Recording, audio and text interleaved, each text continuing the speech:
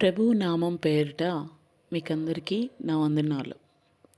ఒక చిన్న కథను జ్ఞాపకం చేస్తాను. ఒక ఊరిలో ఒక వ్యక్తి షిప్ నడుపుతూ ఉన్నాడు. ఆ పడవ ప్రయాణంలో అనేకులు ప్రయాణం చేస్తూ ఉన్నారు. వారిలో ఒక చిన్న పాప కూడా ఉంది. అనుకోకుండా ఆ సముద్రం మీదకి, ఆ పడవ మీదకి తుఫాను వచ్చింది. వచ్చినప్పుడు అందరూ కలవరపడిపోతూ ఉన్నారు, భయపడిపోతూ ఉన్నారు. మనం మునిగిపోతామని ఏడుస్తూ ఆర్తనాదాలు చేస్తూ ఉన్నారు. కానీ ఆ చిన్న పాప చాలా నిమ్మలంగా సంతోషంగా ఆడుకుంటూ ఉంది. వారిలో కొందరు వచ్చి, ఏమా నువ్వెందుకు భయపడటం లేదు, మనందరం మునిగిపోతాం కదా, నీకు భయం లేదా అని అడిగినప్పుడు,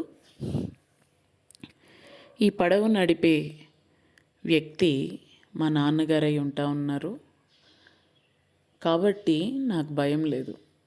ఇలాంటి తుఫానులు ఎన్నో వచ్చినా ఒడ్డుకి మా నాన్నగారు మమ్మల్ని తీసుకొని వెళ్ళారు, అందుకనే నాకు భయం లేదు అని చెప్తా ఉంది. మన జీవితంలో కూడా మనం కూడా కొన్ని సమస్యలు చూసి బెదిరిపోతూ ఉంటాం, భయపడిపోతూ ఉంటాం. ఆ సమస్యల్లో, ఆ తుఫాను లాంటి సమస్యల్లో మునిగిపోతామేమో అని భయపడతాం. కానీ మన తండ్రి దేవుడని నువ్వు నమ్మినప్పుడు ఖచ్చితంగా మన జీవితాల్లో ఒడ్డుకు చేరుకునే అవకాశం ఉంది. మార్కు సువార్త 4వ అధ్యాయము 37వ వచనంలో కూడా 38వ వచనంలో కూడా రాయబడి ఉంటుంది.